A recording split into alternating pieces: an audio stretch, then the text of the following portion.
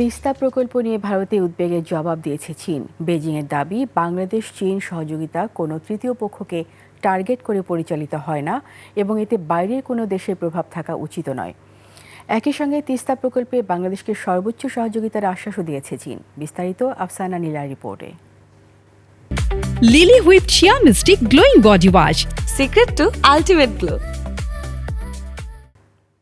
বেইজিংয়ে এক সংবাদ সম্মেলনে তিস্তা নদীর সমন্বিত ব্যবস্থাপনা ও পুনরুদ্ধার প্রকল্পে ভারতের উদ্বেগ নিয়ে প্রশ্নের জবাবে চীনের পররাষ্ট্র মন্ত্রণালয়ের মুখপাত্র গুও জিয়াকুন জানান, বাংলাদেশের সঙ্গে তাদের এই দ্বিপাক্ষিক সহযোগিতা অবশ্যই যেকোনো তৃতীয় পক্ষের প্রভাব থেকে মুক্ত থাকা উচিত। তিনি বলেন, জোর দিয়ে বলতে গেলে বাংলাদেশ চীন সহযোগিতা কোনো তৃতীয় পক্ষকে লক্ষ্য করে পরিচালিত হয় না। ভারতীয় গণমাধ্যমের দাবি, তিস্তা অববাহিকা ভারতের উত্তর পূর্বাঞ্চলের খুব কাছাকাছি হওয়ায় ঢাকা বেইজিংয়ের এই যৌথ উদ্যোগ নিয়ে নয়াদিল্লির উদ্বেগ রয়েছে।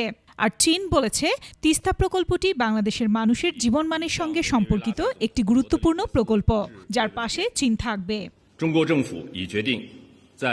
তিস্তা নদীর সমন্বিত ব্যবস্থাপনা ও পুনরুদ্ধার বাংলাদেশের কাছে অত্যন্ত গুরুত্বপূর্ণ একটি জনকল্যাণমূলক প্রকল্প।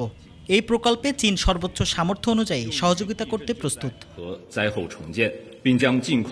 তিনি আরও বলেন, বাংলাদেশের সঙ্গে উন্নয়ন কৌশলের আরও সমন্বয় এবং বাণিজ্য, পানি ব্যবস্থাপনা ও জনকল্যাণ সহ বিভিন্ন ক্ষেত্রে সহযোগিতা ও বিনিময় বাড়াতে প্রস্তুত রয়েছে চীন। মূলত তিস্তা নদী সহ বাংলাদেশের বিভিন্ন নদীর ব্যবস্থাপনায় সহযোগিতা বাড়াতে সম্প্রতি বাংলাদেশ ও চীন একটি সমঝোতায় পৌঁছেছে। তবে তিস্তা প্রকল্প সংক্রান্ত যে কোনো ঘোষণার দিকে ভারত নিবিড়ভাবে নজর রাখছে। ভারতের দুশ্চিন্তার অন্যতম কারণ হল, তিস্তা নদী কৌশলগতভাবে গুরুত্বপূর্ণ শিলিগুড়ি করিডোরের খুব কাছাকাছি, যা চিকেন স্নেক নামে পরিচিত।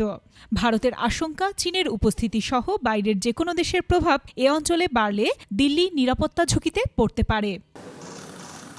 আফসানা নীলা, ডেস্ক রিপোর্ট, 21 টেলিভিশন।